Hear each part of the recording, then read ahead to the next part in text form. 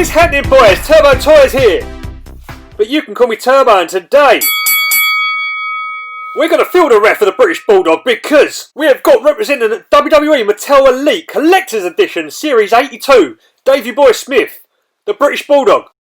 But boys, just a quick shout out to Smith's Toys for picking these figures up, as well as the Undertaker Collector's Edition. Here in the UK, we've always struggled to get these Collector's Edition exclusives, unless we're ordering from the US or we're just very lucky to pick these up. So a very, very big thanks goes to Smith's. Now, one half of the highly ranked tag teams of the 1980s was the British Bulldogs. They were real life cousins and they would go on to wrestle in North America and Japan in promotions such as Stampede Wrestling, New Japan Pro Wrestling, All Japan Pro Wrestling, and of course, the WWE.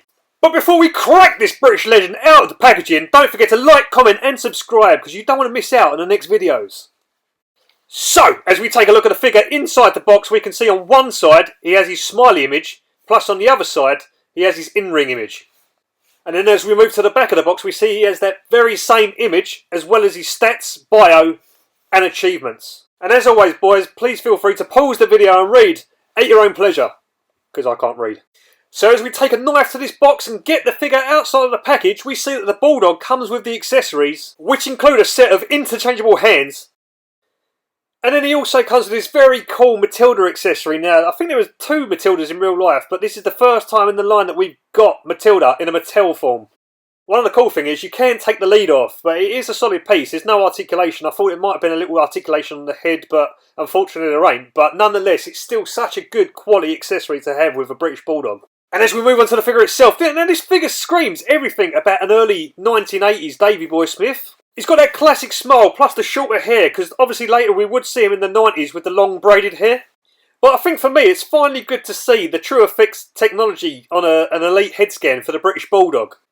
And I think it does just add that little touch of realism. Plus I really like the sculpt on his hair as well. I think they've done a really class job on it.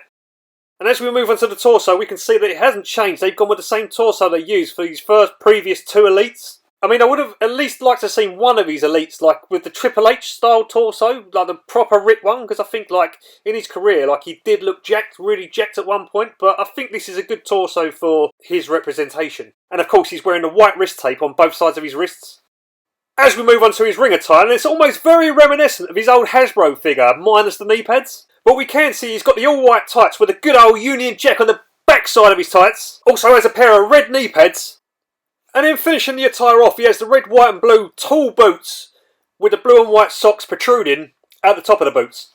And here we see the Collector's Edition with the first two previous Elites. Now I've yet to take these two out of their packaging, but rest assured that when I do, I will give you better comparison shots.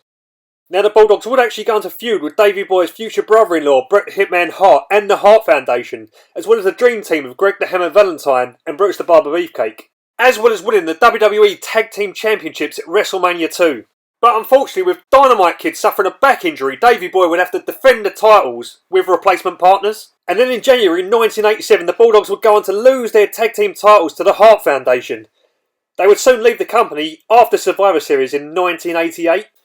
Where they would go back to wrestle for Stampede Wrestling and All Japan Pro Wrestling, before splitting up in 1990. So, if you'd asked me if I'd recommend this figure, now boys, I am going to be completely biased because he is a fellow countryman, but not just because of that. Davey Boy Smith is an absolute legend in professional wrestling. Not only is he a true Hall of Famer, but he would look awesome in any collection, so I would completely recommend this figure. Yeah, and I wouldn't change a thing about this Bulldog, because it's exactly how you'd expect this era of Bulldog to be, but unfortunately, Dynamite Kid was involved in a lawsuit against the WWE for the concussion-based injuries, so it's unlikely that we're going to see his figure anytime soon, other than a custom.